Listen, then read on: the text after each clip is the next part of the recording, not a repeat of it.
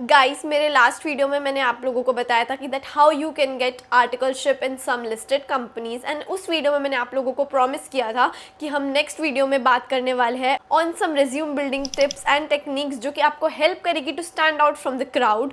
So here I am with this video. Well, hey guys, welcome back to my YouTube channel and this is your friend C.S. Anjul with this another video in which we are going to talk about some practical, and some powerful resume building tips which can help you to stand out from the crowd and get you articleship in your dream companies. So without wasting any time, let's start the video. So guys, सबसे पहले तो ये समझो कि जो resume होता है वो आपका फर्स्ट इंप्रेशन होता है. Before even meeting you, recruiter आपको जज करता है विथ योर रिज्यूम एंड वो डिसाइड करता है कि यू आर वर्थ कॉलिंग और नॉट, कि the candidate is worth calling और नॉट. इस कैंडिडेट को मैं इंटरव्यू के लिए कॉल करूँ या नहीं, या फिर इस कैंडिडेट को मैं शॉर्ट लिस्ट करूँ या नहीं. सो ये सब कुछ आपके रिज्यूम के बेसिस पर होता है. सो रिज्यूम बहुत ज़्यादा इंपॉर्टेंट है कि आपको कैसे बनाना है, and it creates a very first impression on the recruiter.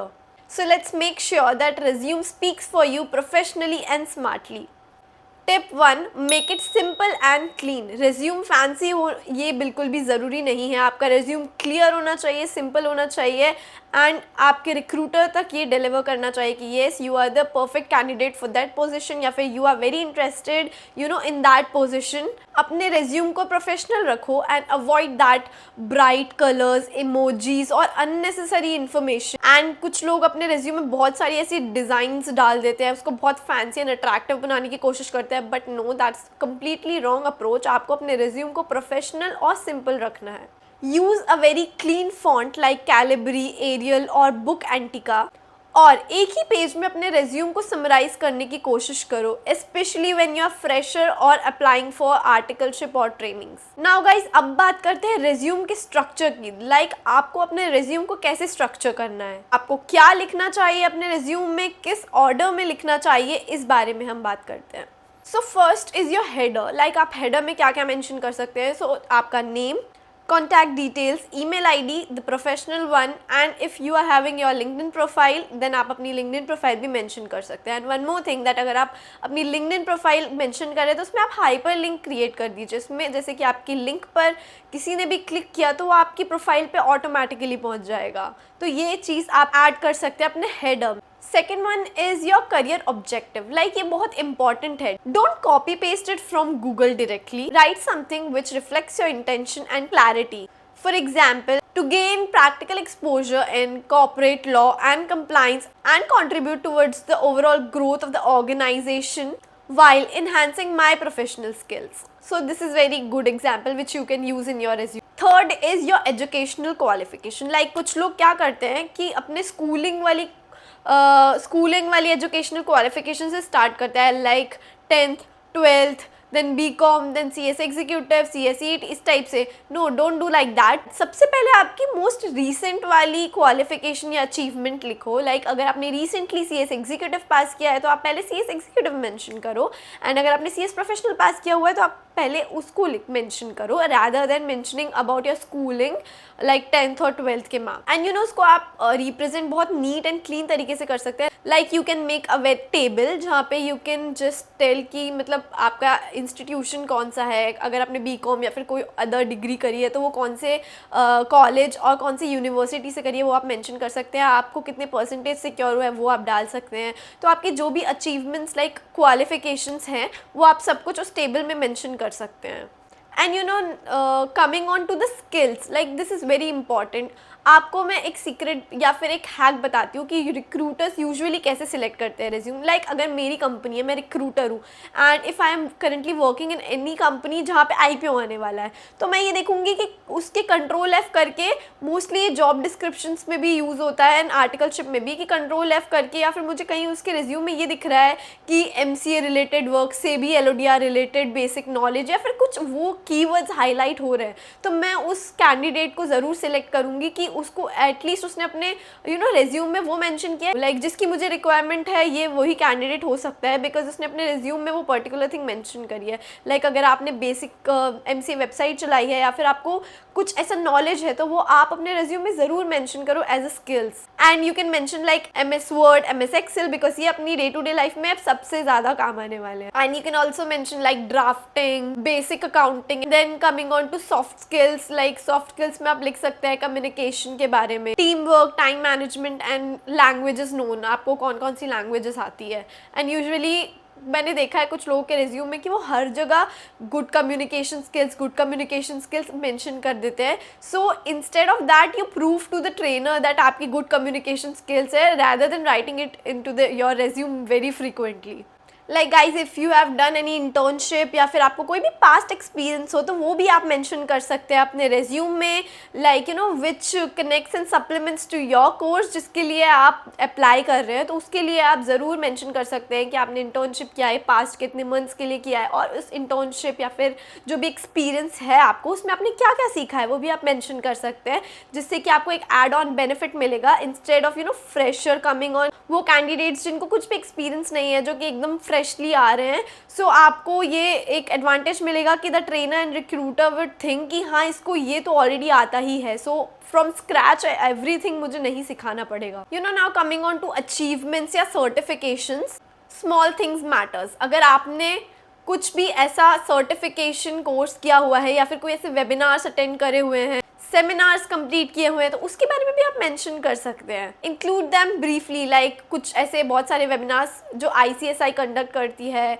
On basic company secretary related topics, तो वो भी आप डाल सकते हैं। लाइक फॉर एग्जांपल कुछ बच्चे NISM के कुछ कोर्सेज कर रखते हैं तो वो उसको भी मेंशन करते हैं, तो ये भी बहुत अच्छा प्रैक्टिस है, वो आप ज़रूर इंक्लूड करिए। Now I will talk about some bonus tips जो कि आपको स्टैंड आउट करने में हेल्प करेंगे।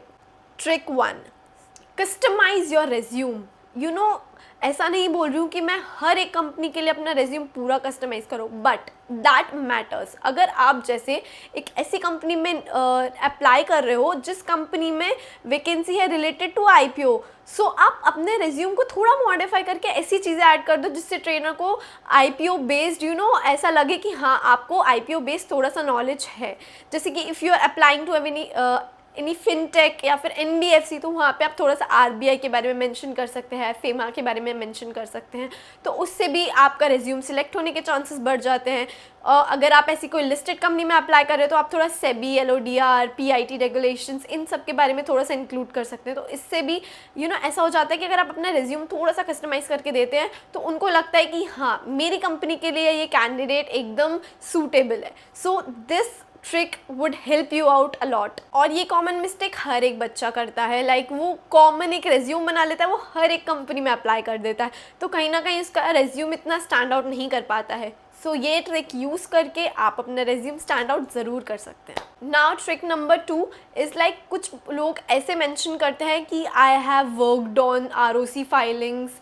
ऐसे नहीं लिखना होता है, use some action words like handled ROC filings, assisted in drafting compliance document. This sounds more professional, right? Trick 3 is proofread your resume. Like भेजने से पहले या फिर अपना रेज्यूम फाइनल करने से पहले एक बार खुद से इसको क्रॉस चेक कर लो, क्योंकि कई बार ऐसा होता है कि रेज्यूम्स में स्पेलिंग मिस्टेक्स मिल जाती हैं। एंड एज अ रिक्रूटर अगर मैं किसी का रेज्यूम देख रही हूँ और मुझे उसमें स्पेलिंग मिस्टेक्स मिलेगा तो आई विल फॉर श्योर उस not consider that particular candidate कि भाई आप एक अच्छी पोजिशन के लिए अप्लाई करने जा रहे हो एंड आपने इतनी स्पेलिंग मिस्टेक्स कर रखी है अपने रेज्यूम में। So that creates a very negative impact on your recruiter. Now trick 4, add some personal touch. Like at the end you can add some lines and आप जब भी मेल करो रिक्रूटर को तो डायरेक्टली ऐसे कभी भी मत बोलना कि this is my resume and I wanted to work in your company, please don't write these kind of things. आप बहुत ही एक फॉर्मली उनको मैसेज लिख सकते हैं एंड हमेशा ये लिखना कि please find attach my resume last में।